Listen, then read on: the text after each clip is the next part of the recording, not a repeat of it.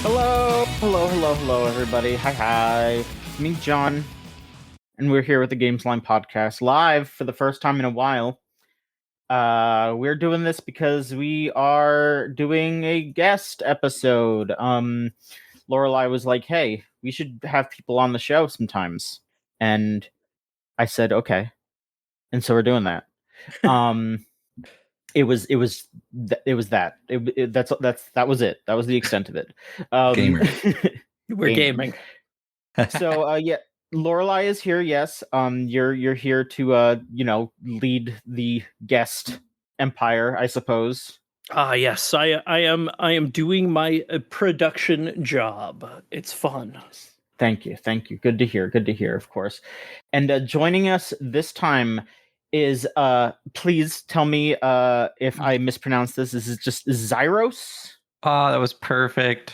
10 out of 10. There we go. No notes. Wonderful. The leader of the Xybatsu. Yeah. Please let everybody know who the heck you are, Xyros, and what's going on in your neck of the woods. Hello, my name's Xyros, and I am the stream team leader of Team Xybatsu. We're a stream team that focuses on just sort of getting anyone together that really wants to join us, that loves content creation, that focuses on basically any type of gaming. We really don't have like a complete, like definite in terms of where we lie when it comes to what we play. I myself play a variety of stuff. I go from like horror gaming to RPGs, MMOs, and like Metroidvanias and platformers. That tends to be what's in my typical like wheelhouse of games. I started streaming maybe about 8 years ago. I've been partnered on Twitch now for about 5 years. And I've been involved with content creation and just general, like the idea of bringing people together through gaming now, probably for maybe 15 or more years. I can't even remember. Jeez, it's been so long. And it all started because of League of Legends. Oh God, I'm sorry. I don't know about that. Sorry. You have no idea how crazy it was to go from like League of Legends and bringing people together in like a small city to being like, let's just start streaming. It's so much fun. Yep. Mm-hmm.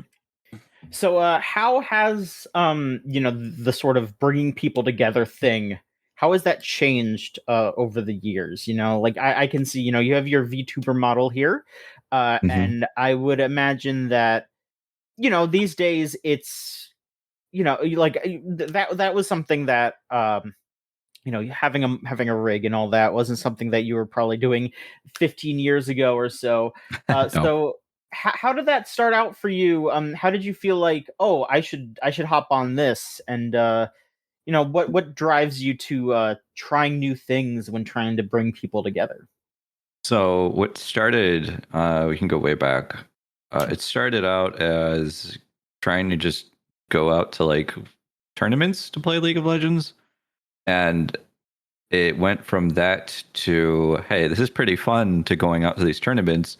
And then the people who were in charge of like the group that was organizing it, I was telling them like, I have a degree in like literature and journalism, so I would love to like interview the players and do this other stuff to like bring people together. So we have articles talking about what we've been doing and everything. It was super fun. And I really liked that concept of just sort of bringing people together who had a common like drive for a specific game. And then I expanded it where I was like, it's cool to focus on just League, but really I kind of have a passion for just all gaming. So I was thinking to myself, there's a lot of people who probably think that same way. So I changed it where I went into streaming, where when I started, no face cam, nothing. I refused to use face cam for the longest time. The only reason why I even went into VTubing is because someone's like, you can have a silly little Catman on screen from Final Fantasy 14. And they even made me a model and everything, like immediately. It was this 3D model. So I've completely changed the way that I look.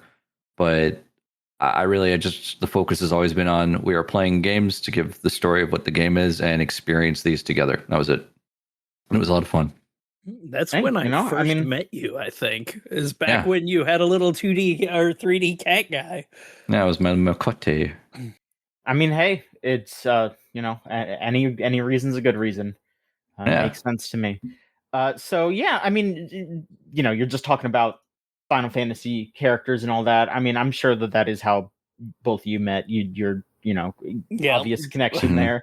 But what other games do you like to play? What else is in your wheelhouse other than Final Fantasy and all that? Oh my gosh. So first MMO I ever played was Guild Wars 1. So I played some Guild Wars 2. I've been getting into it more. I started that like when it first came out, and I haven't really touched it except for like very briskly here and there. So I've been playing that. I love playing Resident Evil, Silent Hill, basically any horror game I can get my hands on. Like, I love finding indie games that people have never heard of and just being like, look at this thing that I found, and like waving it over my head, just shaking my hands, going, look, this is cool. You guys should play this thing. Check out this indie game. So things like Shovel Knight, Mina the Hollower, some of the other games that I was thinking of talking about, like Tormented Souls. That one's really fun, especially if you like Resident Evil type games. I don't know if you guys really like horror or not, but yeah. I mean, I love Resident Evil. I'm not like a big horror guy, but I do just especially love RE. I think Tormented Souls is on sale right now because of the summer sale. Let me see. Yeah, literally Tormented Souls. Oh, I'm seeing it's on Game Billet for $1.70. So worth it. Yeah, that sounds. I will consider picking that up for $1.70. That's a steal. We're good. It's okay. John and I are going to introduce you to the best indie game later on. Oh boy, we just might. But yeah, what would be a good highlight for your career so far? Is there anything that you've done that you're particularly proud of, like a single thing, or has it just been like it's just been great the whole time? I can't pick one thing. There's a lot of great things. I've helped people find each other when it comes to like friendships and relationships, which has been interesting. They're like telling me about that. People message me and they're like, thanks to you, I actually found like someone through the community that I've really like fell in love with, and that's been wonderful. I mean, the same thing happened to me through streaming. Other than that, I mean, just connecting people has always been my favorite thing, and like trying to, I don't want to say be a positive role model because that makes me sound, I don't know, arrogant, but just trying to uplift people is I love doing that. So I'm going to go with that. And seeing that it actually is paid off, and I'm very happy with that. And charity work. Charity work's always rewarding. Awesome. Yeah. Is there anything else you would like to shout out about your work, or that you'd like to, let people know about you if they were, just getting to know you for the first time here? Off the top of my head, like anything specific? I'm not really sure. I mean, no pressure. If you just think, hey, you know what, let's just hang out now, then it's like, all right, sure, we could just go to that. That's A-okay. I mean, that's typically how it goes. I'm pretty easygoing. No problem with that. So, yeah, I mean, well, I know we just had you talk for a little bit, but, I figured we'd just give you the floor here again, just to keep chatting here. So, what have you been playing recently? What's something on your plate here? Because we've got like 3 games each, kinda. I mean, I don't know why I said that, but you two have 3 games each. We can start jumping around. What's a game you've been playing recently? I don't know if this is working or not. Hold on, I'm just gonna have it. Oh yeah, it's working. Oh, that one. Okay. This game is so much fun. It is, so basically it plays like one of those top-down old school Legend of Zelda games. I'm thinking Link to the Past. I could say more accurately, it kind of has like the look of Link's Awakening on the Game Boy. Yes. So it sits in that like level of like graphics, but it also has extremely fun like maneuverability. The combat in it's a lot of fun. I love Yacht Club games because I love Shovel Knight. I've like some of the things that I bought for like Shovel Knight merch. I'm like hoping that they do the same thing for Mina, because I have a hoodie, I have play cards, I have all this other stuff, and I'm just like, I want that to happen with Mina. I saw there was a plushie and I missed my chance to getting it because it sold out immediately. I was like, come on, man. No. I'm sure they will. I'm sure it'll come back. But it's not just like it plays like a Zelda game too. It also has like some Castlevania DNA there in there too, where the main character has 3 weapons that she can choose from the beginning. There's that whip that can break a bunch of stuff, and you can actually like dangle it around and everything. Reminded me of like Super Castlevania 4 on the Super Nintendo. Oh yeah. Yeah, and some of the like ways that the game plays. It is honestly kind of like a scary game sometimes, because like you'd be chilling and all of a sudden you hit something and it explodes and there's a clown in there, and I'm like, why does this clown keep doing this to me? Why is everything being inundated with clowns? As a ringling, I am offended that they keep using my people for jump scares. There's just so many. They're everywhere. I can't get away from them. I'm sorry. Clowns. Maybe try to be a little less startling. I don't know. Yeah. I'm sorry. The music of my people. My calling card. Yes. The game's a lot of fun though. I enjoyed it a lot, despite the scary jump scares. But it's got like a nice aesthetic to it. The mods did a whole bunch of work for it that has really paid off. Where it has so many accessibility features, like literally anyone can play it and have a good time, unless that person was probably somehow, not able to play anymore. The internet turned off. I don't know. They lost power, because I don't think they can do anything about that. Or you can make the game harder. That you can. Yeah. Let's mod the game to turn the power off whenever you die at a boss fight. Just all the die. Itself. Just like, oh, okay. Your breaker trips. Oh my god. Make people suffer as much as possible. The no death Dark Souls run required. You thought you were here to have fun and play video games? Well, I've got news for you, buddy. Like that old what was it? I think Kojima pitched that idea where it was like, oh yeah, if you die, the game just melts. That we're gonna do that now. No, please.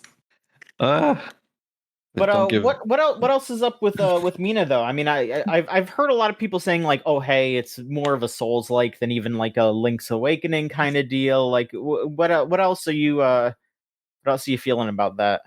So the Souls-like aspect of it, I think people tag that on anything where it's like a game gives slight pushback on fighting and it makes a game slightly hard. So people are just like, it's a Souls-like. And also the fact that when you die, you drop a little spark on the ground that can sometimes be absorbed by enemies that you have to break. Otherwise, you run the risk of, you have these things called bones, where when you collect enough, you bone up, which is you like study a skill and then you get better at something, which is like leveling up, or kind of like what Dark Souls does. And to that point, like, yeah, that's like where I say the Souls-like part is. Other than that, I mean, the story is not completely vague.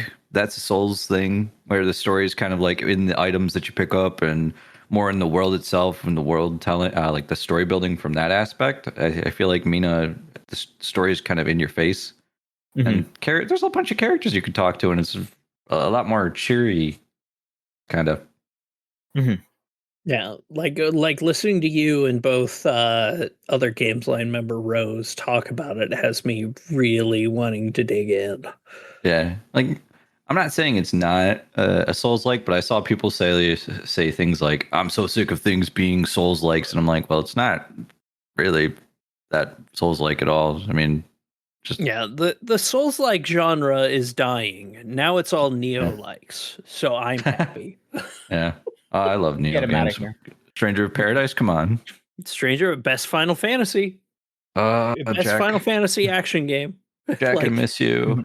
Jack is the best Final Fantasy protagonist. He just wants to kill chaos. And fuck. Who doesn't? That's I mean, that's where it lies.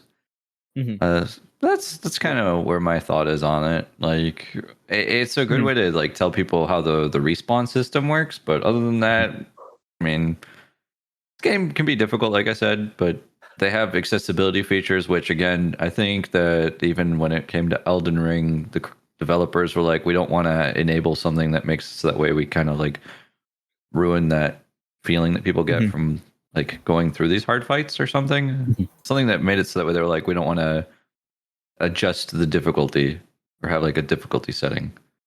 Where Mina, it's like, we don't have a difficulty setting, but you have all these features that you can put in, like double jumping, invincibility, and all this other stuff. But yeah. Yeah.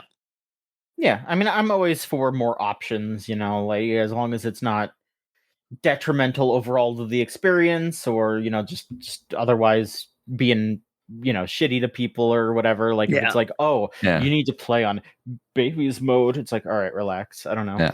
Yeah, I like that you can just do whatever you want with it to make it your own fun experience. And if you want to eventually like play it with like, I don't know, I saw some of the features because I haven't touched it for the modding at all or accessibility features, but I saw there was a double jump, moving faster, and all this other stuff. I was like, that would be fun to just mess around with sometime.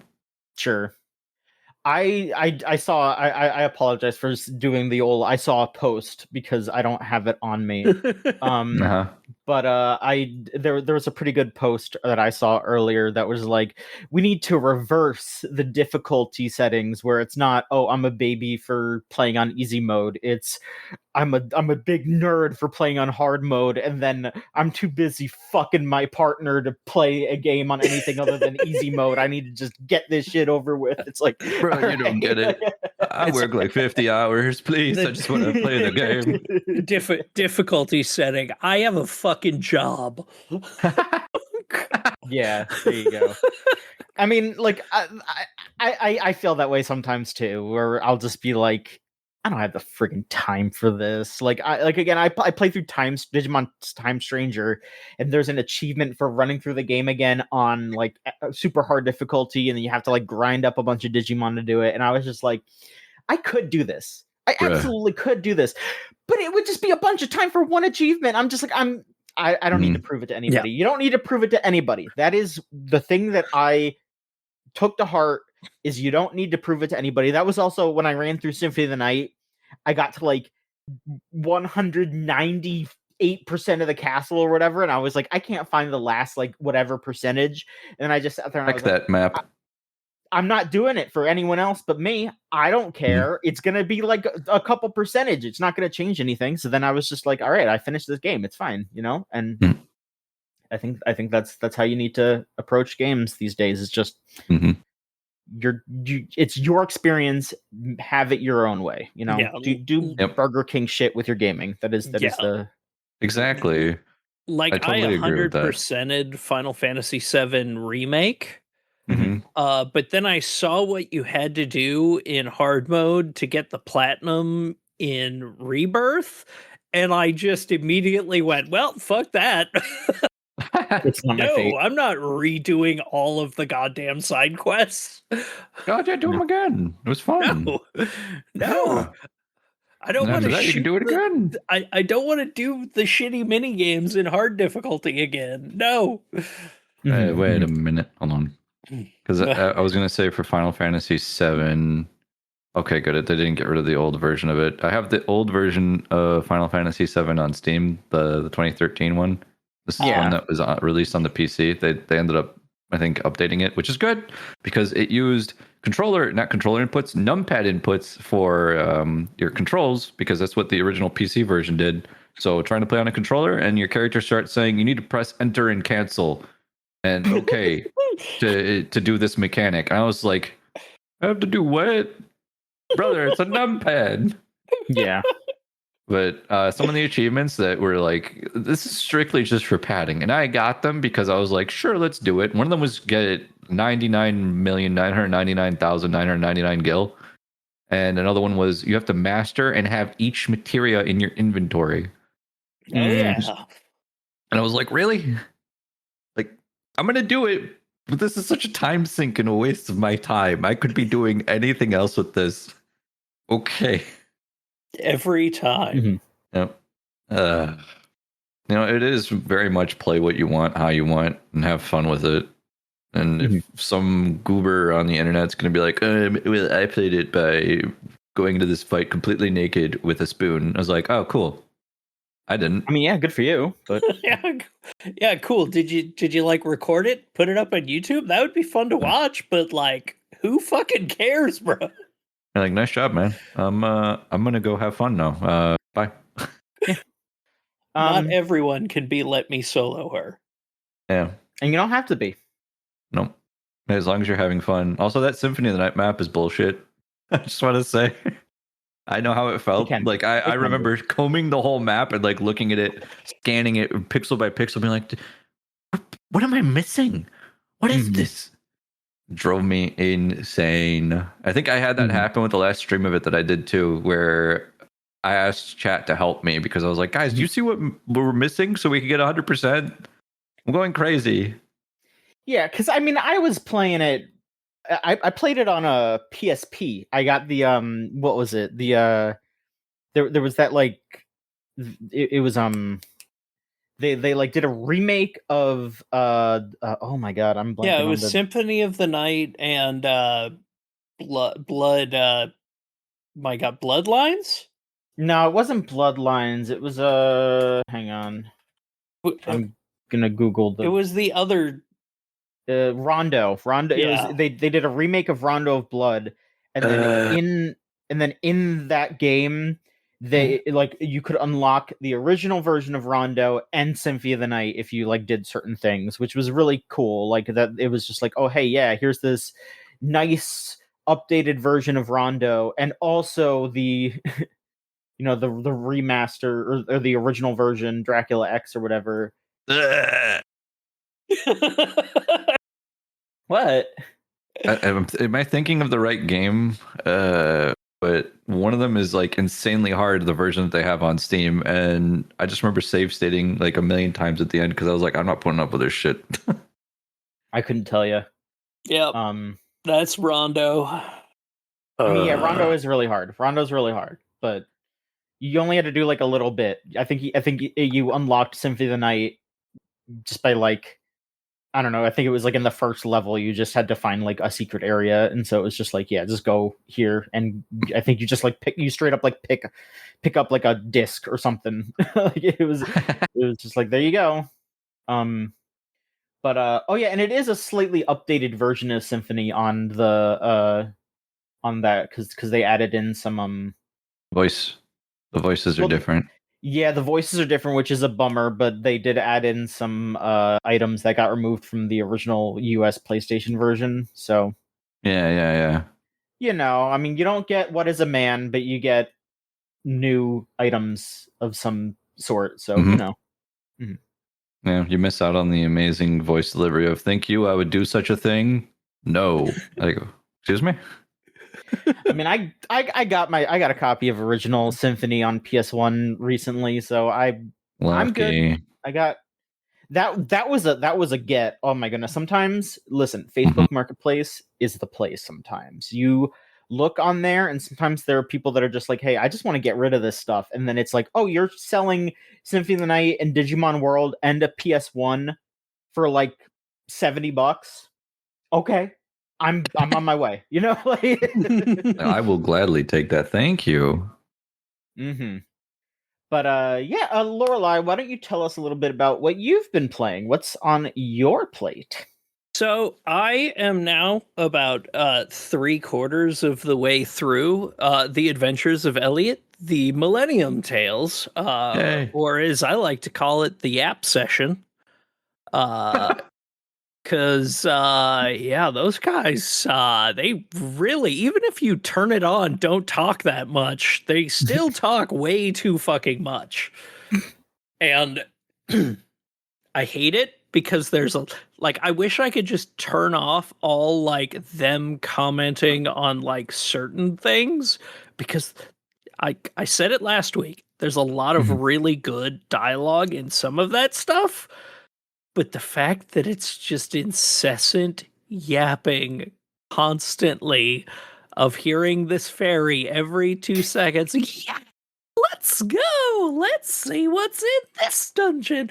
I wonder what we can do here. Every time you turn a corner is just like, oh, please stop. Please stop. Oh my god.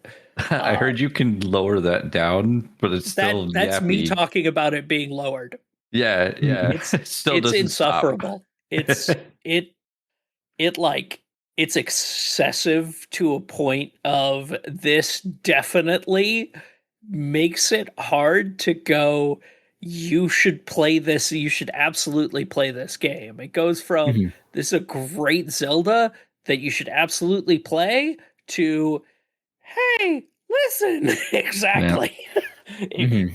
I mean, there's more dialogue than that, but honestly, I think I would rather have, hey, listen, At least at rather that than point, I'll tone it out.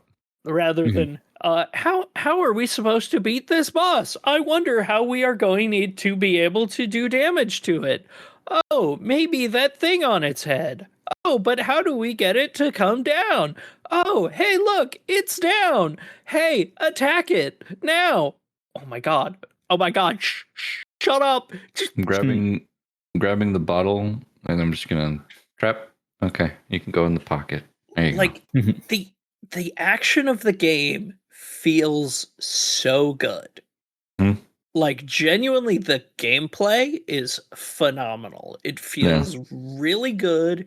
Get a big old chain kill going of like 100 some monsters between getting hit. Or maybe getting hit once because you could equip accessories that let you not break a chain after getting hit once, so you're just getting tons of rupees. I mean, monies, whatever they call it. I think it's pawn. Uh, but it really is just I I hate that the more I play, the more I enjoy playing it, but also the less I want to play. Oh Like, no. because I think its biggest issue is it is 3 maps. I mean 4 maps. Mhm. Uh world maps. They are all the exact same map. All the same stuff is in the same places, the same dungeons. You just have access to different areas because they're in different parts of time, Hmm. but like it's still all the same map over and over and over and over, which has me, despite enjoying the combat more as I go on, it has me enjoying the game, the exploration less. Uh, it it's kind of it's a very conflicting game for me because I really like playing it, but I also hate playing it. Need to play other games like in the meanwhile because I can only play so much at once before the droning and the hey, I just did the same dungeon 3 times in a row kind of get to me. Mhm. I feel that. It drives me crazy. Yeah. Honestly, when stuff like that happens, you got either the character who just is there to just be the backseat to help you navigate through everything. I remember watching someone notice when that was about to happen. I think in Metroid Prime 4, as soon as the other like side character started talking to them, they opened the menu and they just took the voice volume slider and just lowered it completely. They're like, okay, good. Now we can enjoy the game. But Oh. for puzzles, it drives me crazy when it's like you've been in this room for maybe 2 seconds. You just walked in. You tried maybe one solution. It didn't work. And then the game's like, this is the solution. I'm like, really? You just got to tell us? Like, you can't let people think? Like No, this never. game doesn't really fully do that, but they tell you like how to do it. It's like, wow, there are those blocks there. I wonder if you could slide them. But like, it doesn't tell you where to slide, but none of the puzzles are fucking hard. None of them are Mhm. hard at all. They're all like every single like puzzle dungeon I have not failed once. I've just been like, "Oh, okay. Okay. I guess thank you for that heart piece. I can't wait to get 3 more so I can get another heart container on my life bar." Yeah. It's it's it's the most like egregiously blatant Zelda clone. It's It's Belda. yeah, it's Mhm. it's Elda. Yeah, the Adventures of Belda.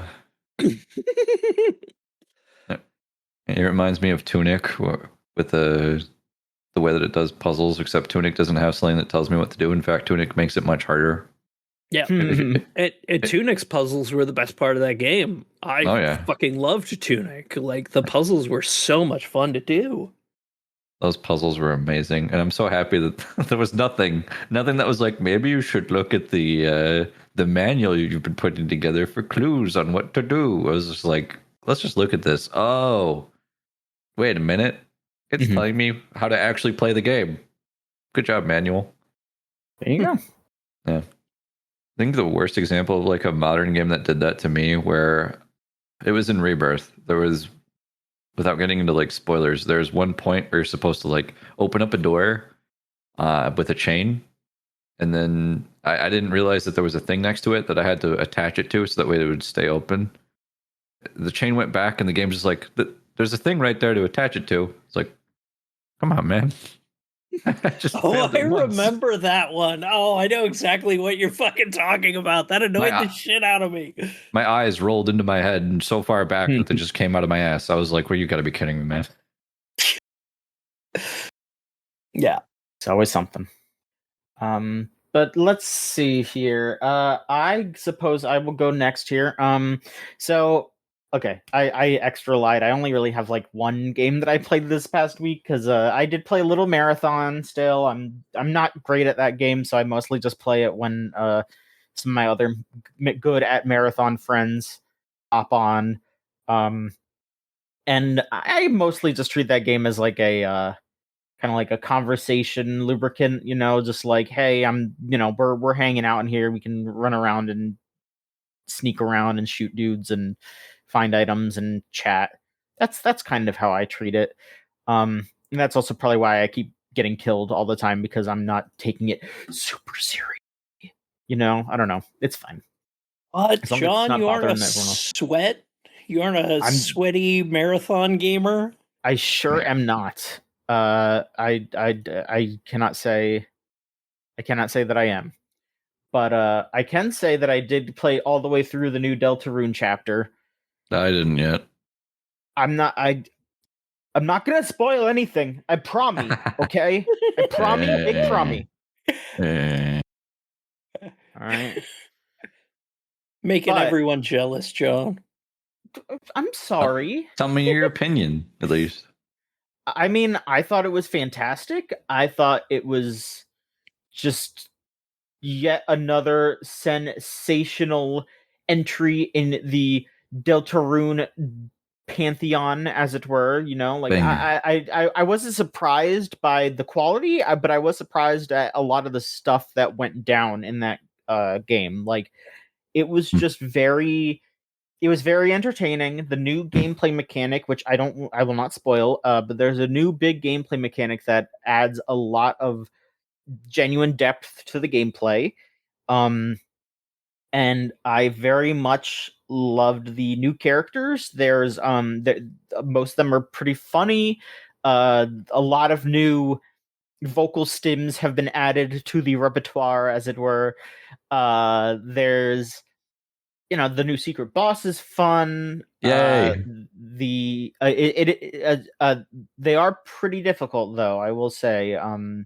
Not necessarily, and I will say I kind of feel like the reason why the fight is difficult is something that they might want to patch, because I don't think it's necessarily an issue with like difficulty per se, and more just like it's a little hard to parse where things are going at times. And again, not to spoil anything, but it's one of those things where like attacks will sort of overlap to where something else is going to fall, so it makes it a little difficult to see where things are at certain points. Can trip you up.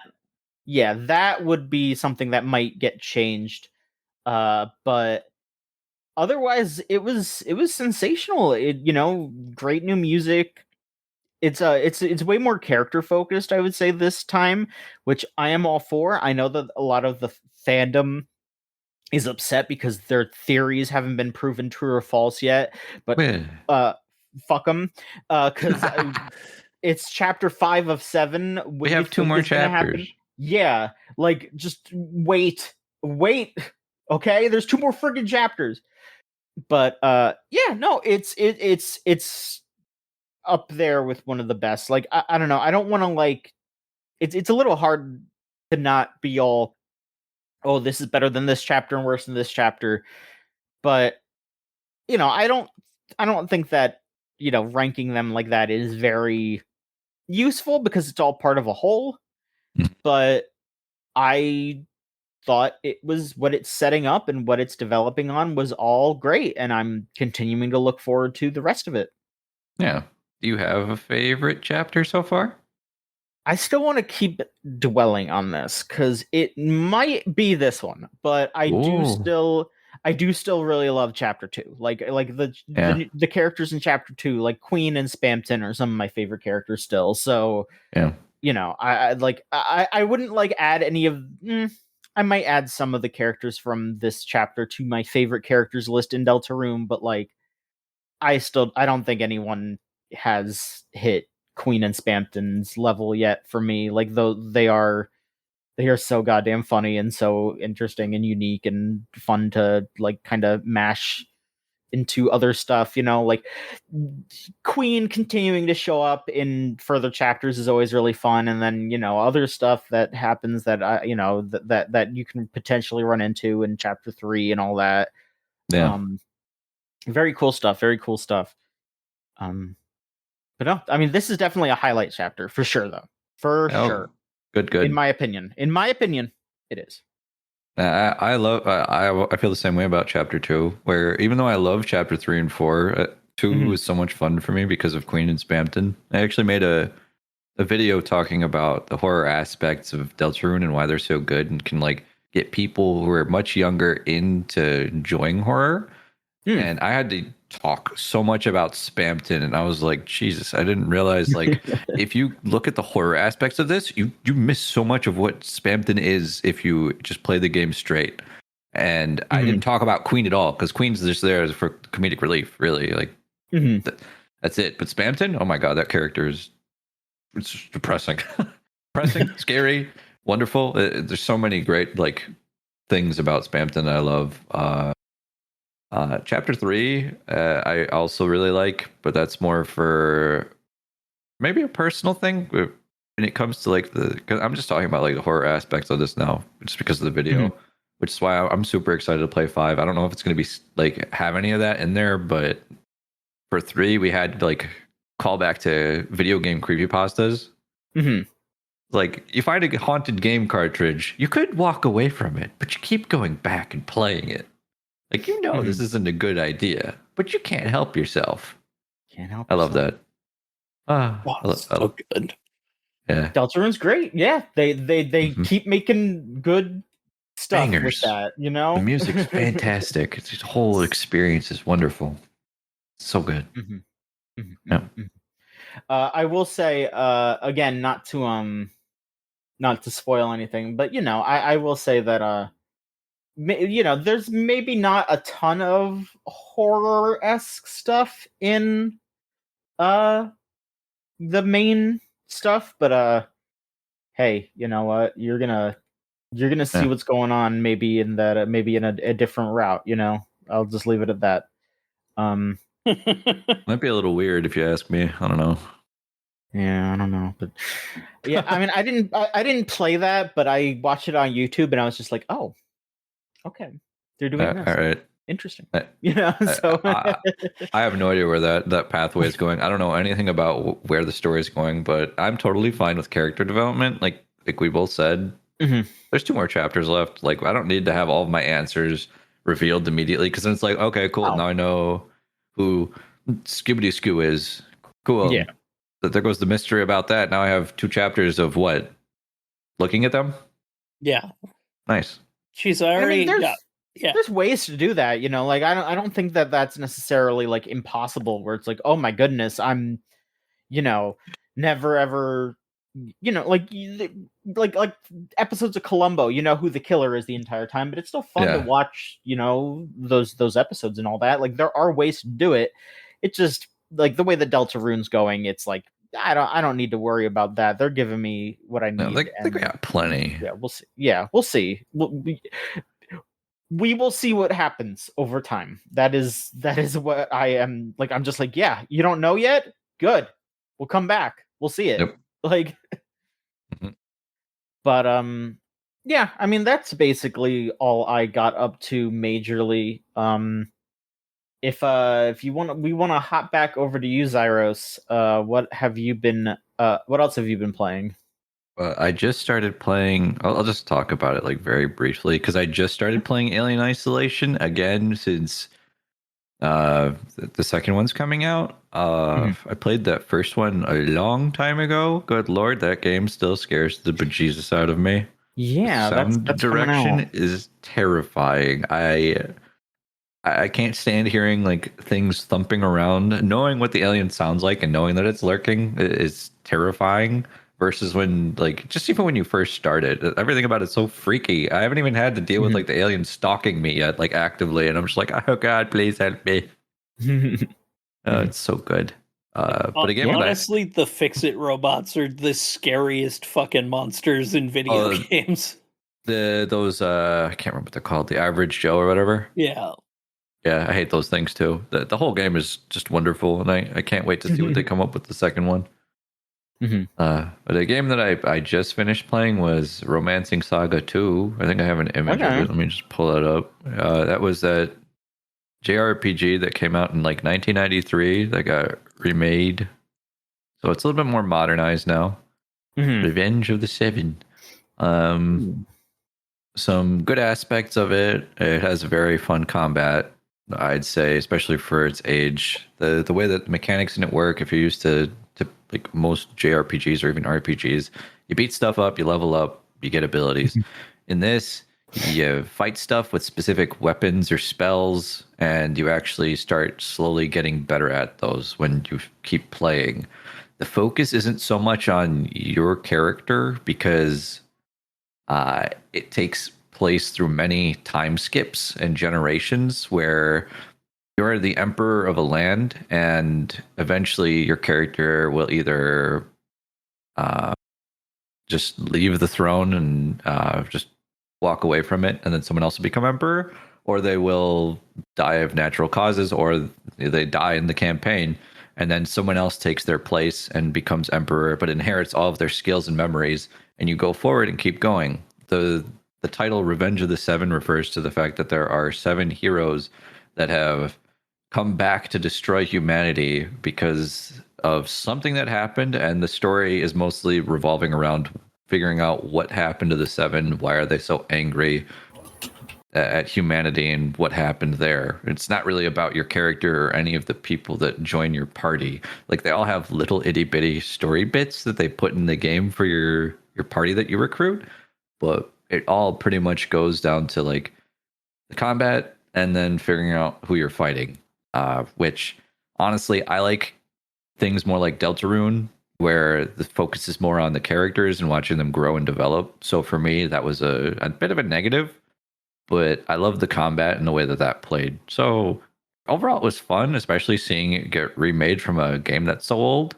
So I can't like dock it too much. Games back then, like this is before I think, or like slightly after Final Fantasy IV came out. So even back then, RPGs didn't really have like in-depth plots or whatever. It was mostly just like find the magic MacGuffin because something evil's happening. There's an evil wizard, and that was basically the story. And then you were just some nameless dude. It was like, okay, I'll do that. Yeah, but that's my general opinion on it is the game's fun, good music. If you want, you can play it with like classic sounds on, so you'll get like the old school sounding music too. Love it. Yeah. So, which is always nice. You get classic scores with like the 16-bit systems and whatnot from like the Famicom. But other than that, I mean, if you love JRPGs, this is probably really fun. If I would probably say maybe if you're not familiar with the genre, it might be difficult to get into, or if you're not someone who enjoys just like the combat of JRPGs, this could be difficult. But otherwise, it's fun. I'd say don't play the game on hard. Yeah. All it does is bloat HP and make things hit harder. It doesn't add anything to the game. I actually had a problem where the difficulty went from the game actually kicking my ass at the beginning to just becoming like, okay, well, now everything just takes a little bit longer to die, but I'm having no problem. And I'd probably play the same way on normal. So I was like, what was the point? I don't know why I did this to myself. The difficulty setting of let's just turn everything into an HP sponge.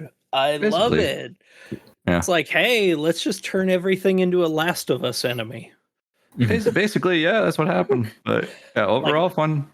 The SaGa games are so interesting to me because they are just so different. Because like I love that you have like the package of like the Final Fantasy Adventure 1 and 2 Game Boy games that's also available there, which were just SaGa games.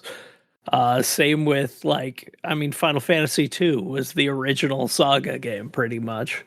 Pretty much. And just, I love the stupid battle system of those games so much. Just how you do have the ability to just horrifically break a character in the dumbest ways. So it's just like everything is just dead. Yep. It's definitely what happened. It's like, oh, look, an encounter. Everything just exploded. I'm going to move on now. All right. Bye. Yeah. I just hit everything to death in one hit. Let's go on. No, it's like that is one. I haven't played the remake of it yet. I watched you play and I've wanted to actually just go back to it because I do have a really soft spot for that series. Like, it's fun. The romancing SaGa, like there are some of the SaGa Frontier games that I am desperately hoping they remake too or re-release in a way. They've only done one of them so far, and I want more.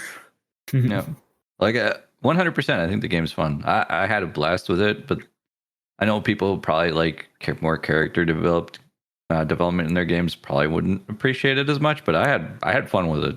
Like, it was a great time. And also, they played. I went to an orchestra for a bunch of just like Square Enix songs. Ooh. Oh, hey, I was at that last week too. Yeah, did you heard the Romancing SaGa songs then? Yep. Yeah.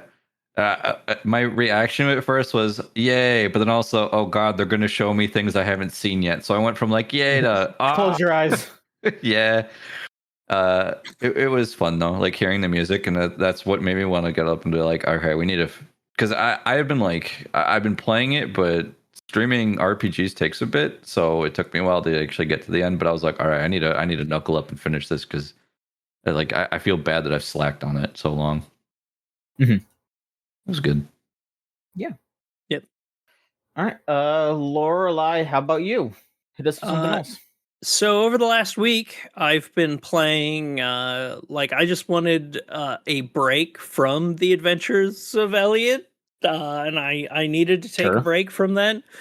If I want annoying little buddies off to the side making funny sounds and saying things a lot, I'm going to play Fantasy Life I, the girl who steals time. Because it's had a ton of updates that have come out since I last played it. Like I 100%ed that base game. But since then they've added an exploration challenge mode.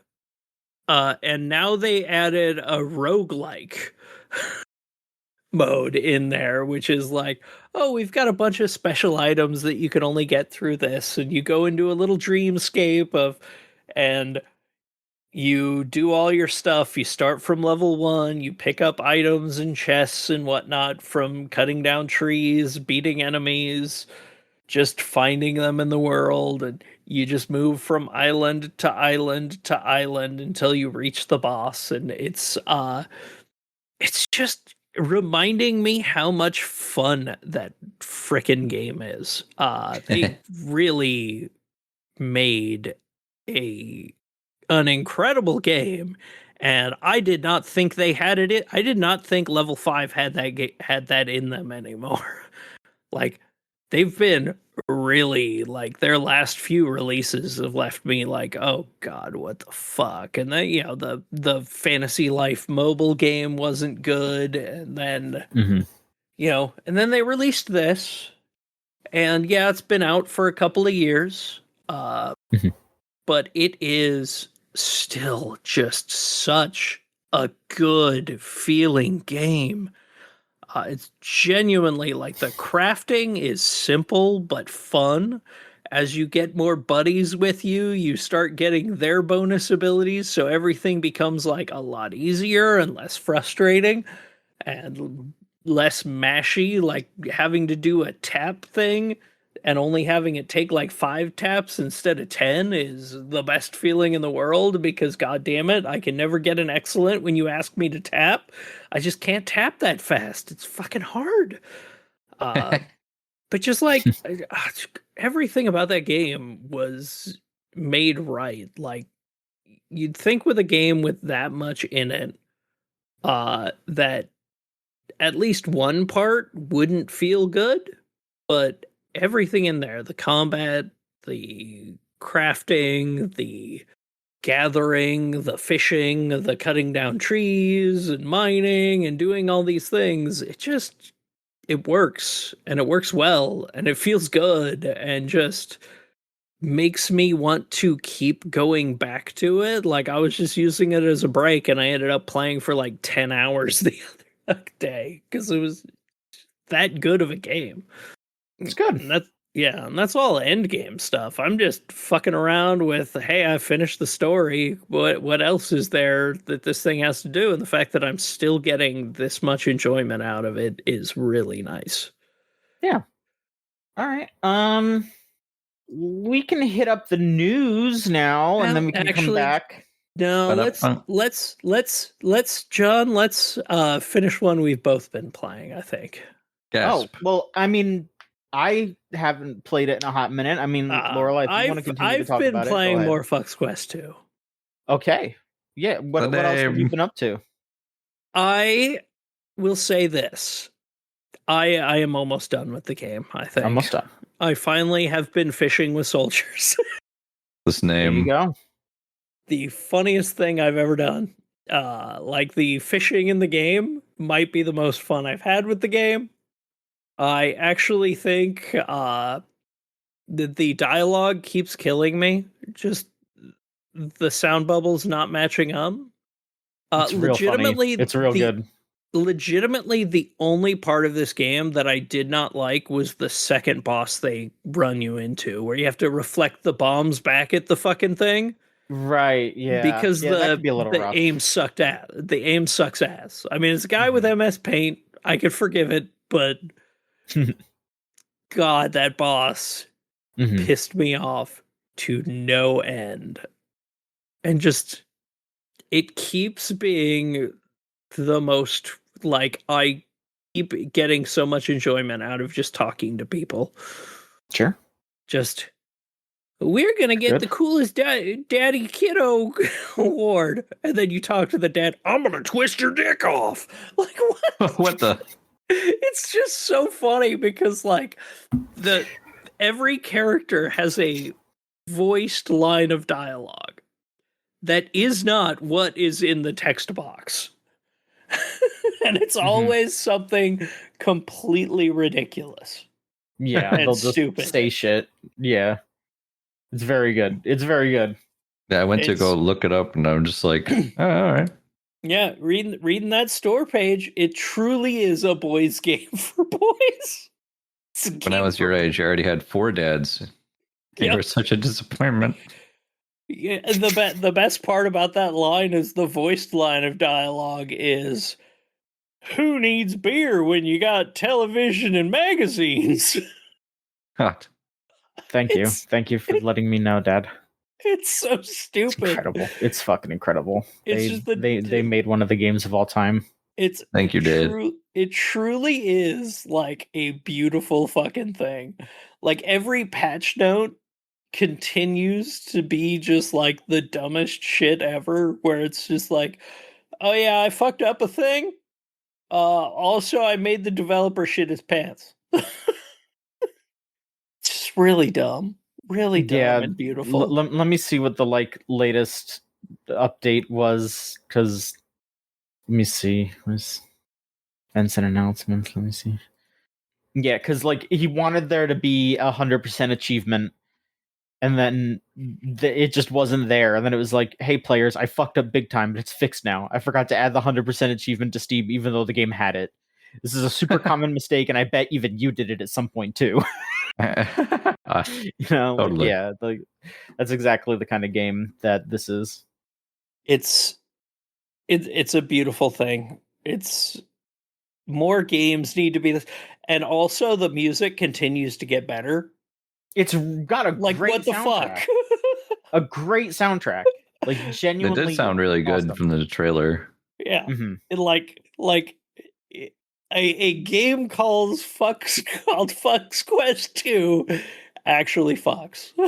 That is what we want. It's what we want. Thank you, Fox Quest. I love Fox seeing games like that. Like there was that, and then there is a Mega Man 2 game on Steam. I think it's called Mega Mem. Mega Mem. I need to see if I can figure out what it was. Hold on, it's in my library. Let me look this up. Mem. Mega Mem. That's right. It is MS Paint drawn all of the, I think, Mega Man 2 bosses, like areas with kazoo music, and it's so bad though. This one's a bad. It's not. It's terrible, but it's just fun to see that something like this exists. It's like, all right, that was a fan made, definitely. Well, don't worry. It does have family sharing, so you only have to buy it once for your whole family. Yep. Oh, good. Like I can share it with everyone in my family, so they can all see it playing Fox Quest. Yeah, exactly. I mean, it's important. It's Yeah. important. No, one of my roommates did say, because I was like trying to get screenshots and stuff for the review that I posted of it, and when I was doing that, one of my roommates was like, John, I saw something pop up multiple times that said you were playing a game called Fox Quest 2, and I didn't want to bring it up, but I did look at it and I saw what it was, and now I was like, oh, okay. Like I didn't want to like call you out for playing a porno game, but I was like, no, it's not a porno game. It has no porno breasts in it. You can play it on Twitch. So I was gonna say, don't look it up on Google. It's not a good idea. Well, because I know how hard it was to find the fucking image for the background of my thing. No, there was like I think there was like an old like yes. Fuck Quest game that was like a point and click game in like the early 90s, late 80s, and now it's like, here's the sequel where it's a shithead Zelda like. Basically. That's what came up when I was looking. I'm like, what the fuck am I looking at? And then I saw the thing. I was like, wait, check this on Steam instead. This is probably appropriate for that. And I was like, there it is. Okay. Yeah, you gotta have it's Fuck's Quest 2, because it's about fuck and he's on a quest. Yeah, the main character's name is Fuck. Mm-hmm. We love him. Thank you. You have to beat a jock with a stick. God. In a knockback fight. Yeah. And I love, another thing that I love about that game that is just so stupid is that every NPC, when you hit them with your knockback stick or sword, if you're not in a fight, like an actual battle with them, you can just hit them with things, and every time it plays the exact same sound effect. It just goes and it's just for every character, and you could just go up and just it's masterful. It's masterful. Beautiful. It's a thing of beauty. I miss when, every developer should be able to make their own Gymkata, and this guy did. At some point, everyone needs a Fox Quest too. Yep. True. It's true. All right, Xyros, wrap us up with what you've been playing, and then we'll hit the news. Boy, okay, so I mentioned briefly about Tormented Souls before, but I actually finished the second one. There you Tormented go. Souls 2. Whoa. A lot of cool things about this game. I really like the way that it looks. It does very much like old school Resident Evil stuff, where it uses fixed camera angles almost everywhere.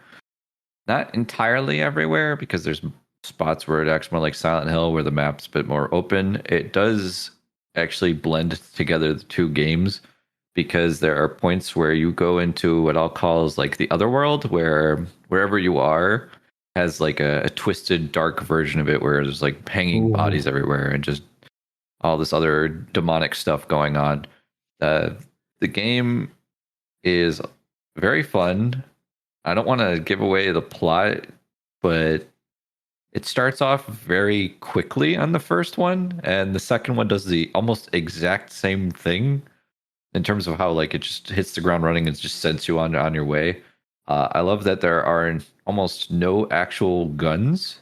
The gun that you use primarily through both games is actually just a nail gun. You don't use like a pistol or anything, and I think that's very unique. I don't think I've seen that pretty much anywhere else in the survival horror universe. It's always just like shotgun or normal pistol, assault rifles, stuff like that.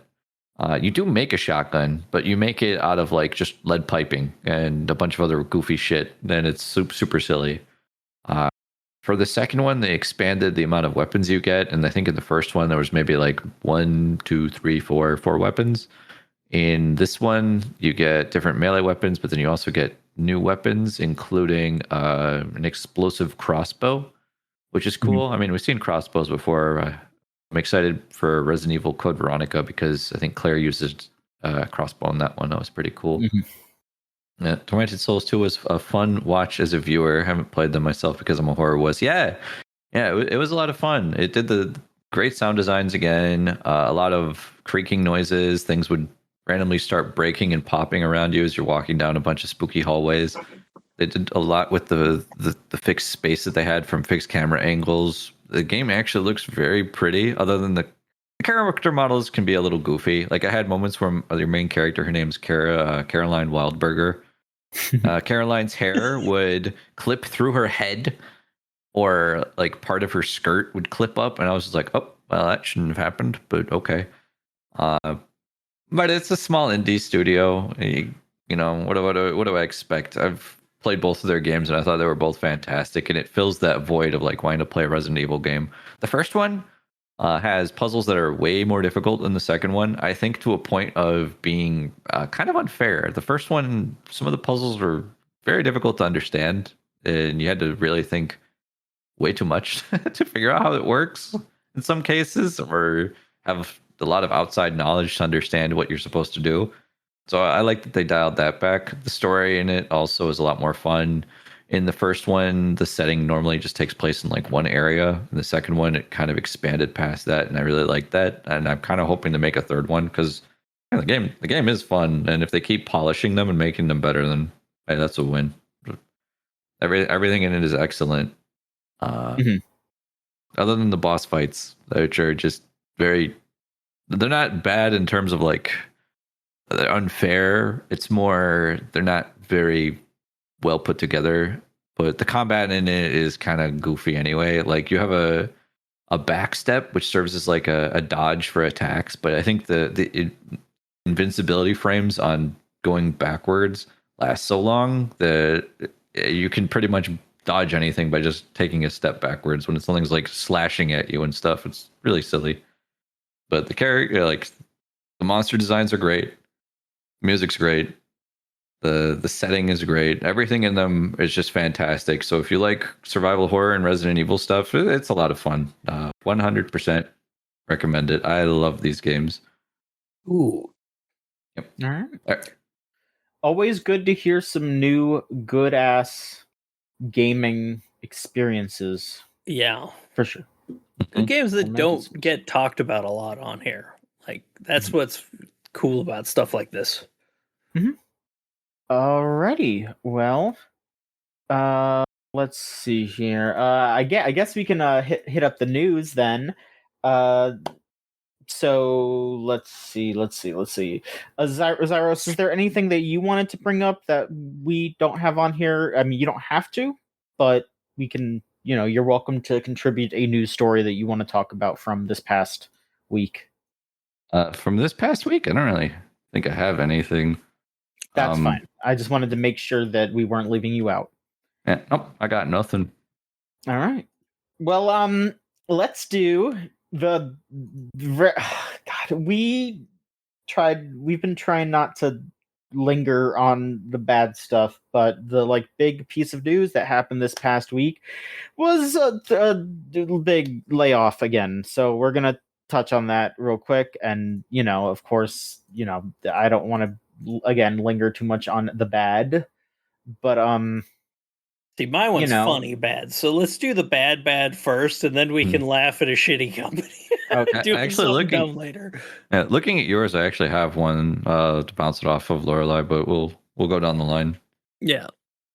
All right. So, yeah, I don't remember if we spoke on Destiny's 2's development wrapping up, but that did happen. There is not going to be any more like major updates for Destiny 2 anymore. I don't know if they said that they're just not even going to like do any kind of like bug fixes or anything anymore, but I do know that they're not making new content. That is for sure. But pretty much as soon as that happened, they went, all right, well, now we're just going to. They didn't say this is what was going to happen, but it seems like they just fired everybody on the Destiny team. They just cleaned it up. They got rid of like all their cinematics team. They got rid of a lot of people, and a lot of those people have been there for ages. Like, I think there were some folks that said that they were posting on like Blue Sky, like, "Hey, I got let go," and they were like, "Yeah, I've been here since Halo 2." Like it's pretty bad over there. I mean, it makes sense in that they're not going to be working on a new Destiny, and they're just going to be working on Marathon. They could just have the Marathon team there, and then it makes sense that they're not going to have they just don't want to have people sitting there.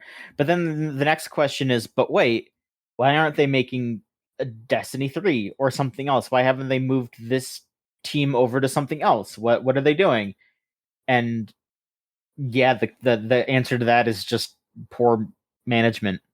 Much like the answer is most of the time is that the people in charge are bad at this, and they can't they're like, oh, Destiny 2 started to make less money over time because that's what happens, and people move on to different things. But they don't put two and two together and realize, oh, if we released a Destiny 3, we would get a lot of people all at once to come back. And you could rebuild your development pipeline into one that people actually enjoy, so you're not cutting off content that pisses people off, that makes them not come back to Destiny 2. And also, like, I've been seeing a lot of people saying, oh yeah, no, it took them a while to hit their stride, but the latest update for Destiny 2 is really good. The last thing that they added. And now it's like, okay, well, that team could have stayed together and made something else. Yeah. And continue to build on it, and then they're not now. So great. Great job, everybody. It's so frustrating. And then you still have Sony out there like going, we're still really dedicated to games as a service. We're still really dedicated to it because we know it works. It's like, you've been fucking it up left and right.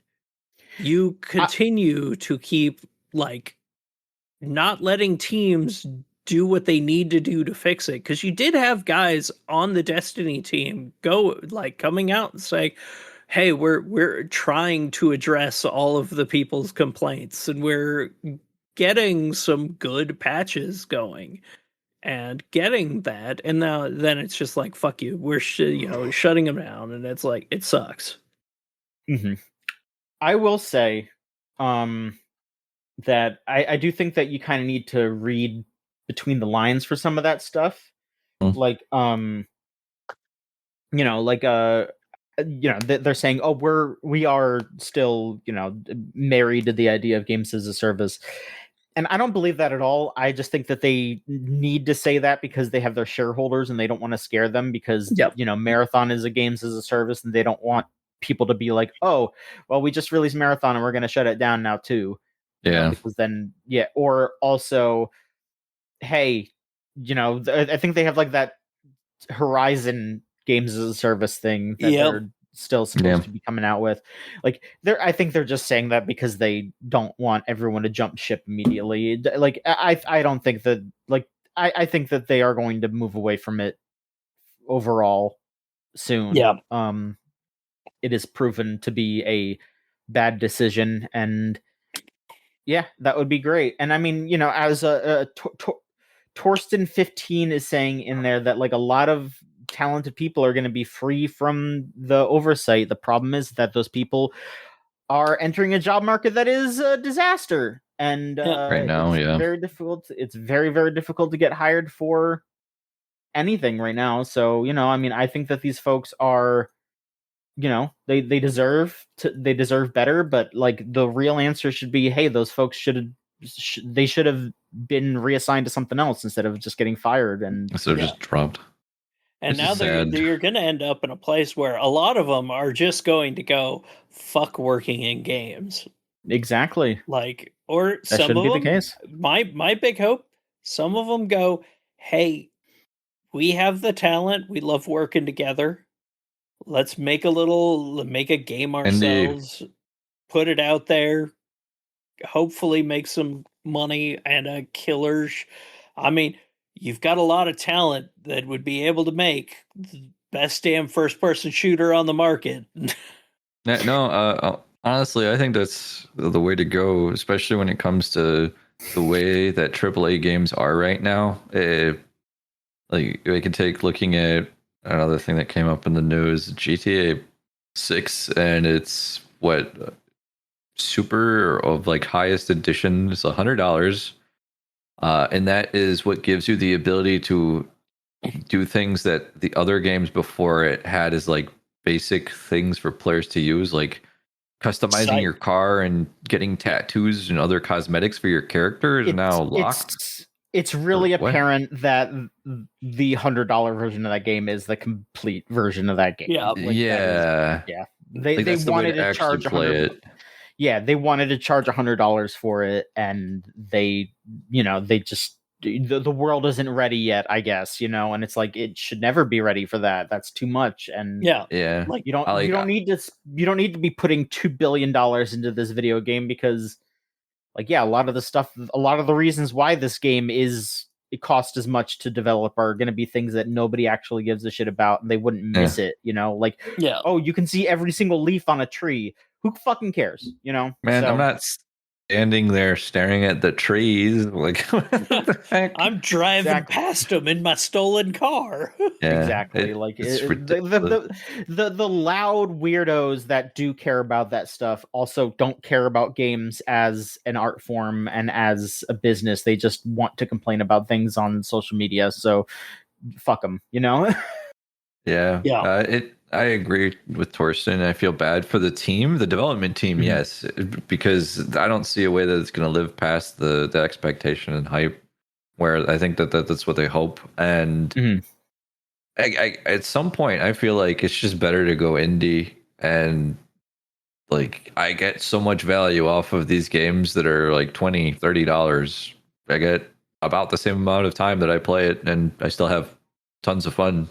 Like, you can find roguelikes that you'll get lost in, or games like Flux Quest.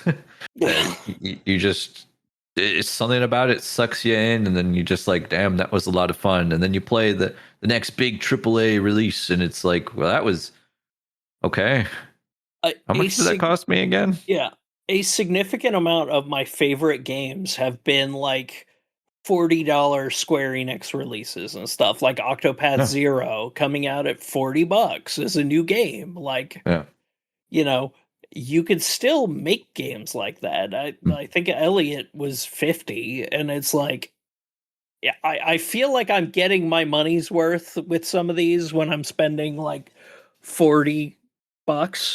Yeah. But when I'm like, you're asking for $80 and whatnot, and I'm sorry, the only game I have ever spent $80 on and will ever spend $80 on was Final Fantasy III on release. Ooh. Like, nice. Yeah, Super Nintendo games used to be $80, but that's also because video games weren't a huge industry yet. Like, And it's, I mean, yeah. The one problem with all that though is like the money for indie games is also not all over the place too. You know, Yeah. like and people should be able to have insurance and you Yeah. know all that stuff that a Oh, yeah. job would give you, and you And know, that's something that it's indies can't really provide. Like we just saw no, with you're fine. Mina the Hollower. Apparently, Yacht Mhm. Club Games was saying that if Mina the Hollower didn't sell well, that their studio would actually close down, and that was so sad to see because the Shovel Knight is amazing. Like going into that and going, oh god, they have to hope that this game does well, otherwise all of those people are out of jobs. And it's not like they're being held to some standard from like shareholders and stuff. It's just that it costs them so much time from productivity that the studio would have to shut down because they wouldn't be able to stay funded anymore. Yeah. Thankfully, the game sold so well that they're like, hell yeah, we're in business. Let's keep it going. Yeah. But yeah, it was sad to see that. Yeah, it's fucked that a studio like that, and I mean, again, it's like I don't think that they ever really needed to worry about it, but the fact that that is something that needed to be worried about at all is really depressing. Sad. You know, it's just yeah.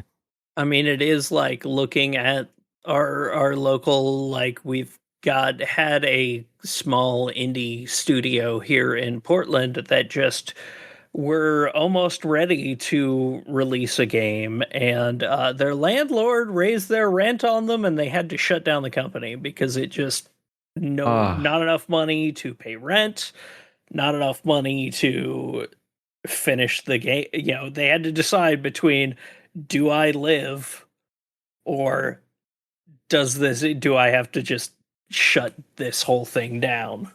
Because I can't pay any of the people who who are helping me make this anymore. And that's what they had to do. They had to shut down their company because, hey, it sucks. So that's the bad news. It's because it's everywhere. Yeah. Bungie, it's Rockstar, it's the indies. I don't have an answer. I just have the information, and you know, we just gotta work together and push forward for better. Yep. We're all hoping. Yeah. So then, Lorelai, go ahead and tell us about the dumb shit that's been going on recently instead. So what's going on? Everyone knows I am a huge shill for Koei Tecmo and Team Ninja. I mean, As you are. and all that, just such good. So everything they do is good and smart decisions, like everything. So they re-released Dead or Alive 6 as Dead or Alive 6 Last Round. Which is a $40 package with almost all of the original Dead or Alive 6. However, if you owned all the DLC for Dead or Alive 6, that does not carry over. Also, you have to rebuy everything. You have to rebuy everything, including the DLC characters, and they're $5 more expensive. Excuse me? And the costume packs are $10 more expensive than they were originally. And hey, fucking Team Ninja, what the fuck? How, like, Dead or Alive 6 is the funniest thing because they stopped supporting that game because of the negative reaction that the price of their costume packs and shit like that was getting. And their DLC characters being too expensive. They stopped supporting that game and stopped all support for it after 6 months. Because, yeah, people were so pissed off about it. Like, Dead or Alive 5, they kept updating and releasing costume packs and releasing characters for like 10 years. That game was popular. People loved it. Dead or Alive 6 comes out. People are like, hey, the fighting is really good in this, but what the fuck? It's impossible to unlock anything. Yeah, they somehow they re-released a game that they stopped supporting because it pissed everyone off so much. And they pissed everyone off even more. Genuinely, just fuck that team. I'm sorry, but the Dead or Alive team, your brains are broken. They did add, I guess, a new DLC character though, but like no, they just announced it. Still not they announced added, one. but they're like, we're gonna add more costume packs and characters as we come up on DOA 7, and it's like, okay, maybe you should just work on DOA 7 and not touch any of this, because most people are not coming back because it's not a good game.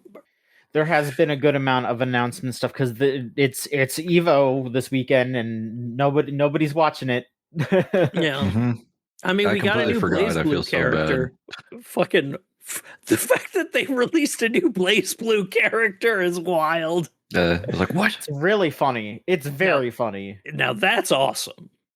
A Blaze Blue character in this 2026. See, I got confused because if it had come out in 2016, it would have actually made sense. That was still only a few years after the game launched. Mm-hmm. God. Like, I can't wait to find out when they're gonna add Ronaldo to Guilty Gear Strive. I don't know. I'm trying to think that. I mean, they'll probably do another. I mean, they got to add Damon and Baby. That's who they're gonna add next. Yeah, Damon and Baby. RoboKai. It's gonna be Damon and Baby. Yeah. All right. Well, to wrap this up, we do have quite a few questions in the light. 1 second. I have one bit of news. It has to do with Evo, so I'm happy that we brought it up. I almost forgot. I don't know if you guys saw the thing with Ludwig. Oh yeah. No. Yeah. I try not to do that. It was fair. funny. Yeah. I'll say that what he said at that point was not a good idea because of where he was. There were a lot of fighting game streamers who came out and were like, he's right though. Yeah. And it's him coming true on stage and just being like, yeah, I don't stream Street Fighter because I like viewers. It's the funniest fucking thing. Yeah. Like, well, yeah. Sometimes you just say what you gotta say, I guess. I don't. Yeah. Yeah.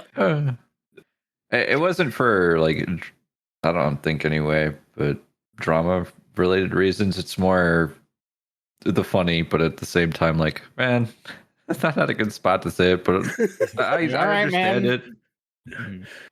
Oh, we can move on now. That was all I had, but we just brought up Evo, and I was like, oh yeah, that's some wacky shit that came up. It was. All right, so let's start hitting these questions. If you want to send in questions for us next time, you can go to our Discord server, which I will link in the chat here, and also I will say it out loud.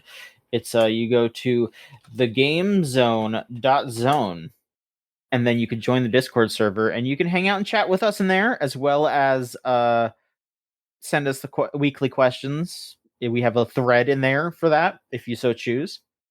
Or you could just reply to us on Blue Sky, or just otherwise get in contact with us. We'll see it. We've got our ways. But you'll sound like these folks right here. First off, we have 2 from Izzy, who asks, first off, different games have different ways of trying to spice up replays with New Game Plus and difficulty adjustments. What, in your opinion, makes for a worthwhile New Game Plus or an enjoyable hard mode versus an uninteresting implementation of the same things? So what's a good new game? What were some good New Game Pluses for you, and what did they do to make them good? So let me redeem Team Ninja here for a second and go with like the Neo games. Like the Neo games especially, their other games do have good New Game Pluses where they change up some mechanics. They actually make, that's when build quality, building a build actually matters. Whereas in the initial difficulty of like a Neo, if you're playing for the story, you can play through and just never touch the game again if you don't want. But the way New Game Plus keeps adding to it with each successive difficulty level is just such a shining example of like how to do that, where enemy placements are different. Enemies get new attacks. Enemies have different attack patterns. So like instead of doing attack, strong, they'll shift it up and do completely different combos, completely different routes to their attacking, so that when you play again, you're not playing the exact same game. You're playing something with a little bit more, and then you go on to the next difficulty, and then you get a lot more. Then you go on to the difficulty after that, you get a little bit more, and then you go on to the difficulty after that, you get a lot more. And it's just kind of an interesting way of building up to, okay, you beat it on this difficulty, we're going to have one that's slightly harder, and then we're going to jump it up. And then we're going to jump it up a little, and then we're going to do our final one, which is like really everything the game has to offer in really cool ways. Mm-hmm.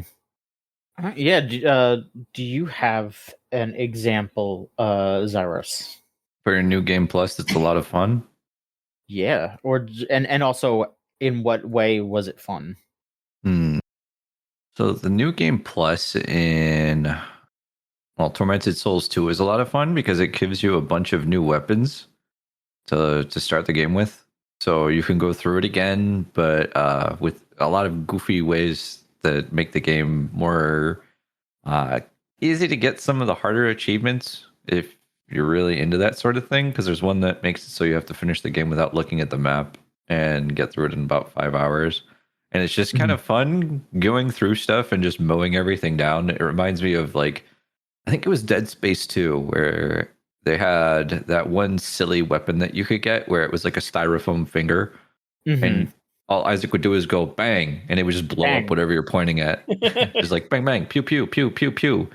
And I love it when they do stuff like that, where it's like, okay, you were terrified of all of this stuff. Now have fun just destroying it because you earned it. Good job, champ. Well, and that's like my favorite system for that. I'm like, thank you. Yeah, game. I did deserve this. Yeah, I'd say, like, all the Resident Evils where you could just be like, oh yeah, no, here's the infinite rocket launcher, here's the, an RE4, you got like the Chicago typewriter and all that. So yeah, those are classics. The Metal Gear infinite ammo headband. Like, it's interesting because my favorite new game pluses are ones where either it gives you a mastery of the systems, or the ones where it just says, fuck it, go ham. I love that shit. Amen. All right. Let's see here. Yeah, I would just say just like adding on to the experience, either in a way that makes it less difficult and more silly, or, something that just changes the gameplay in some way, is the way to go for a good new game plus or mode change or whatever. Playing through something with another character, like Symphony of the Night. You can play as all those alternate characters eventually. I know that like other Igavanias let you do that and stuff, but yeah, like having just different ways to interact with the game than just running through it again is always helpful. Yeah. Oh, actually, Izzy only had the one. We just put that one in twice. My bad. Okay, then we'll go to the next question then.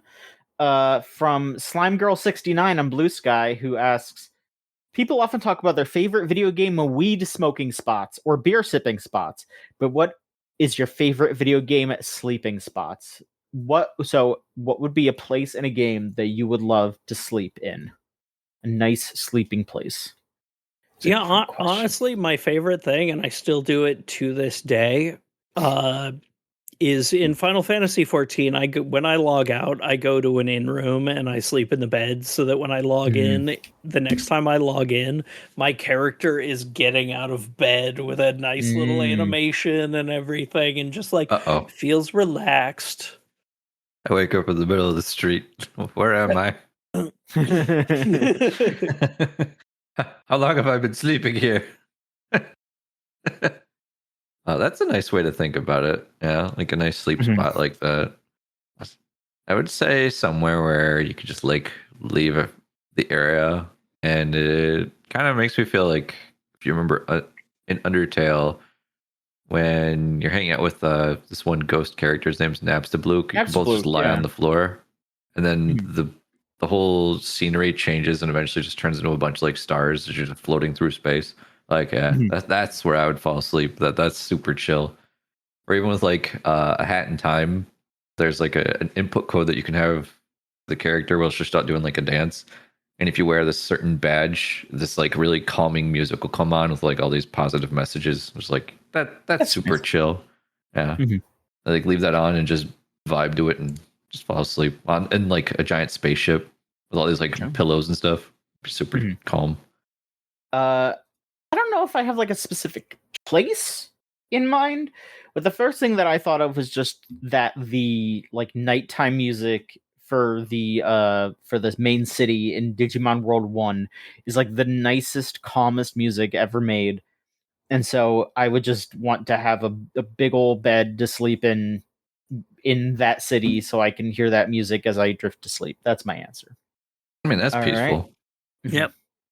All right. Let's see here. Next one is from Leo K, who asks, "What's a piece of advice you give other players for a game you struggled to get into but eventually enjoyed?" I mean, I think that what we talked about earlier is just what you need to go into games with. Was just you don't have anything to prove. You don't have to. Just because like that definitely helped. For me.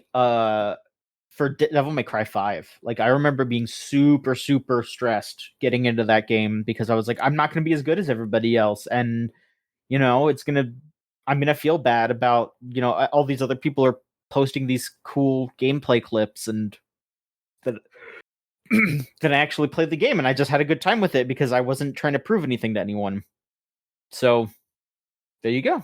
Yeah, that is my, easy answer I suppose is just hey, don't do it to just play the game. Just do it for yourself. That's what matters. The gimmick is alive. I'm gonna once again bring up Game of the Generation Neo 2. But the amount of friends I have gotten into the Neo series who were like, and I suffered with this one too in the first game. That they all sit there and they go, "Oh, you get all this gear and it's so overwhelming." And I have to tell people, in your first playthrough, the gear doesn't fucking matter. You just equip the thing with the biggest number, you're fine. Do you like a specific weapon? Just equip that, do the same goddamn combo over and over again because you're comfortable with it and you're getting through the game and you're having fun. And hey, guess what? I used high stance Kusarigama through 5 fucking difficulties and had fun the whole time doing the exact same combo 9 bazillion times. And I only started actually like fully build crafting like on a third playthrough.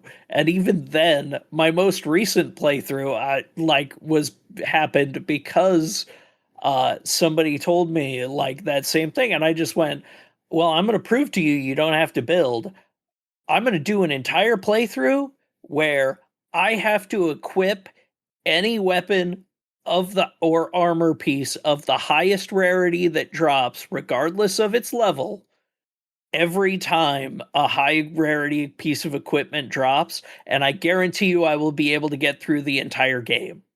And sure enough, I'm able to get through the entire game, so I can tell people, look, none of this matters. You don't have to worry about it. Just have fun with the fucking game.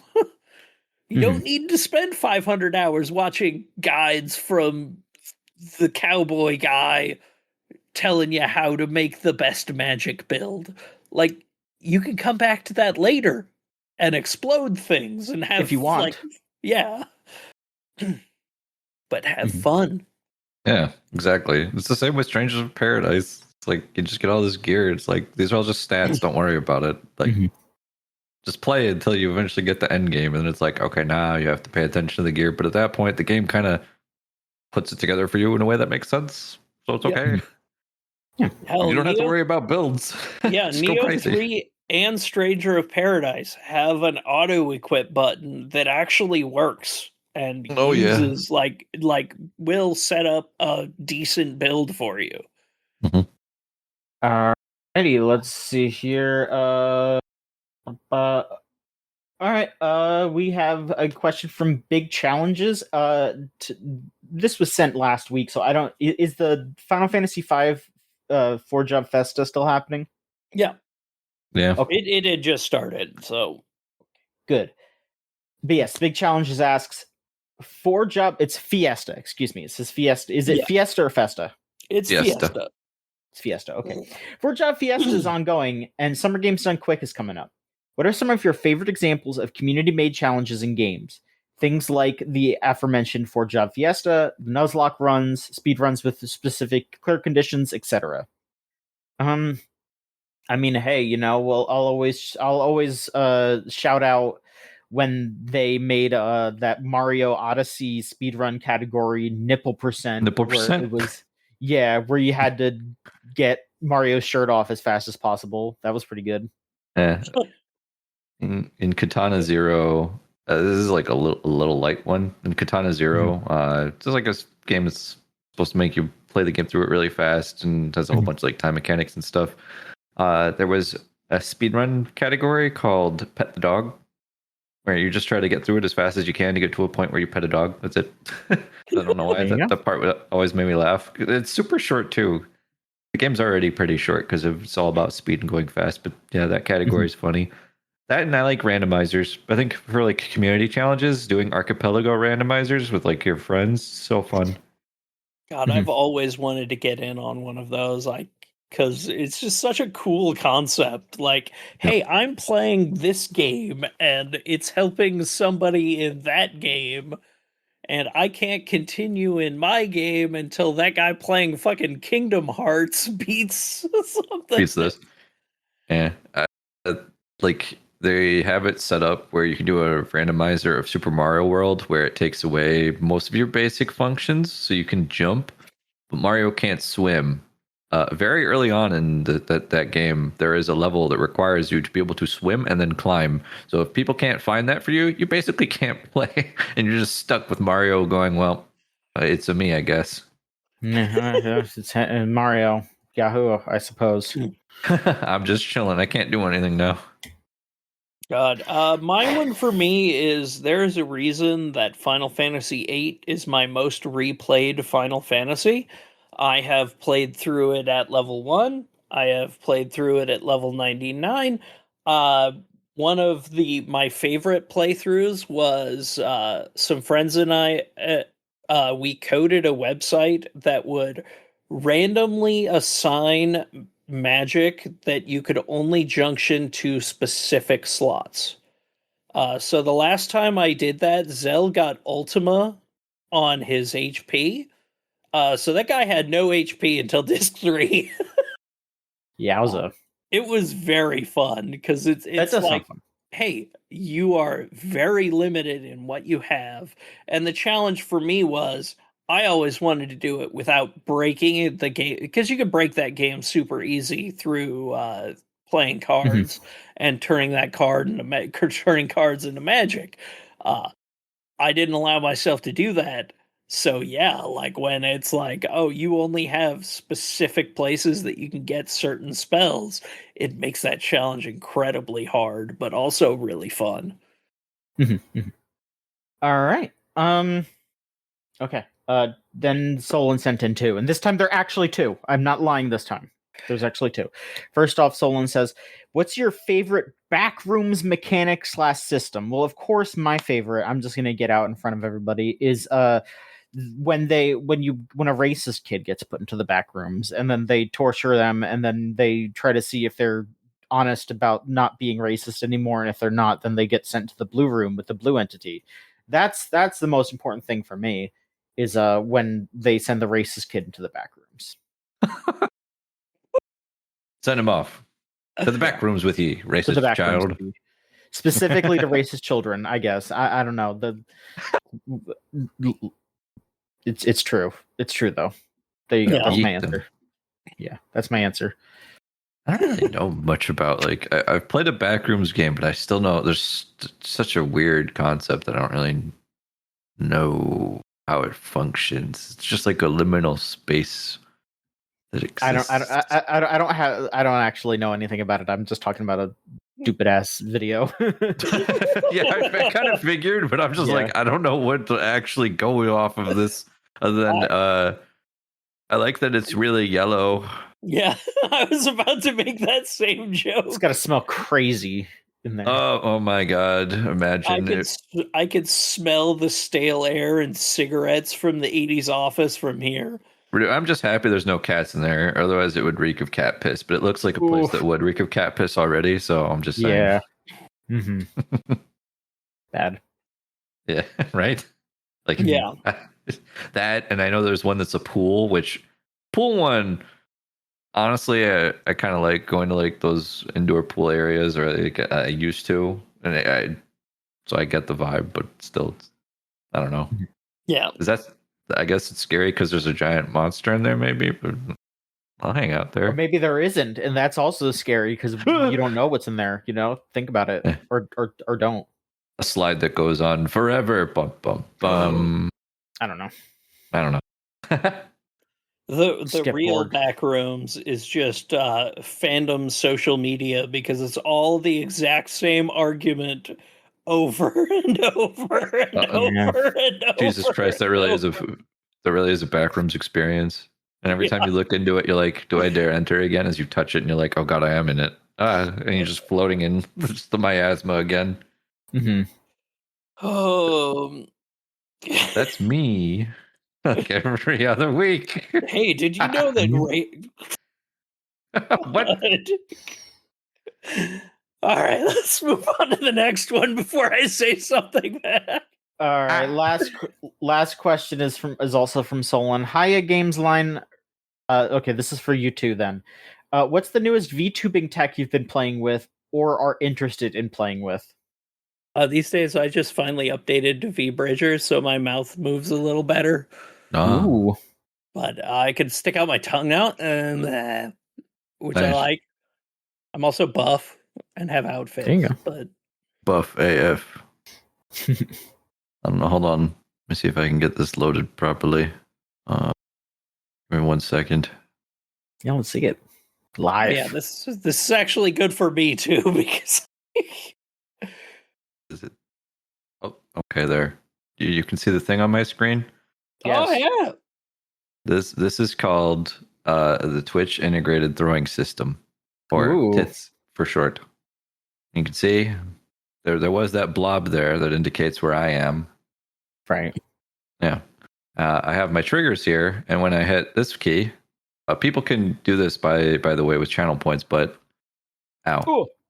Ow, ow, ow, ow, ow. There you go. For those of you just listening on the audio, weapon coming in and slapping you in the face. Yeah, just getting hit in the face with shit. It's crazy. Yeah, there you go. I love this. Yeah. Mm-hmm. It's a lot of fun. It's fully customizable. You can add in your own sound clips and images and all this other stuff into the program to have things thrown at your faces whenever you get subs, gift subs, or people can do it with channel point redeems. It's fun. It's a fun program. Very nice. Very nice. Mm-hmm. All right. Well, that'll do it, I think. I think we're all done here. Thank you all for being here. Thanks for hanging out in the chat. It's been a hot minute since we've been live, but hopefully you all enjoyed. If you want to check out our website, it's gamesline.net. If you like to read articles about games, both fun and serious articles, we try to, mix it up a bit. We treat video games as the art form that it deserves, I think. And Lily had an amazing one this week. I say the video store in my mind is a stunning piece of writing, and you've also got your Fox Quest 2 review. That's right, exactly. We're not messing around. We're covering all forms of gaming. But yeah, check out the site. If you want to follow us on social media, we mostly just post on Blue Sky these days. So you'll find us also at gamesline.net on there. Do have our YouTube channel, youtube.com/@thegamesline, if you want to find VODs and the like. And then whenever we do these live events, it'll be on twitch.tv/GameslineTV. if you really like what we're doing and you want to give us money, which we definitely need it because we use it to pay for our bills and for games, etc., you go to patreon.com/gamesline. We say usually $3 is the, that's what we say is probably a good amount of money, but whatever you can do. We understand it's tough out there right now. And come join our Discord server again, thegamezone.zone. Type that into your web browser. It'll bring you straight there. And you can come hang out with us, chat about games, and whatever else you want to chat about. We're pretty open. Thank you to Melt Channel /Magic Circuit for our theme song Crush off of the album Magic is Real. If you want to listen to their stuff, it's meltchannel.bandcamp.com or magic-circuit.bandcamp.com. And as always, I will recommend that the time that you should pay money on Bandcamp is the first Friday of every month, as that will be Bandcamp Friday. The Bandcamp users get the most amount of the funds every month on the first Friday of every month. And then we'll wrap this up here. Xyros, where can people find you? If you ever want to watch me stream over at twitch.tv/Xyros, otherwise you can find me on Blue Sky at Xyros. It should be Xyros VT, bluesky.social, or I am still on the hellscape that is, I'm calling it Twitter, I'm not calling it by the other name, .com at Xyros9, or on my YouTube channel at, the Xybatsu, where I post all of my VODs from my streams, along with a bunch of other things. I have a best of montage for all of my stream team members that's going to be going up soon. And I also post some of my retrospective video essays. I actually, like I said, I just did one with one of my friends on the horrors of Deltarune. It's very spoiler heavy, though. So if you want to watch it, please, no any spoilers. Mm-hmm. But that's where people can come and find me. Lorelai, where can people find you? Yeah, you can find me on Twitch and Blue Sky. I am Judgment Scythe everywhere. Yeah. Wonderful. Yep. And I'm john.gamesline.net on Blue Sky. That's basically just where I am.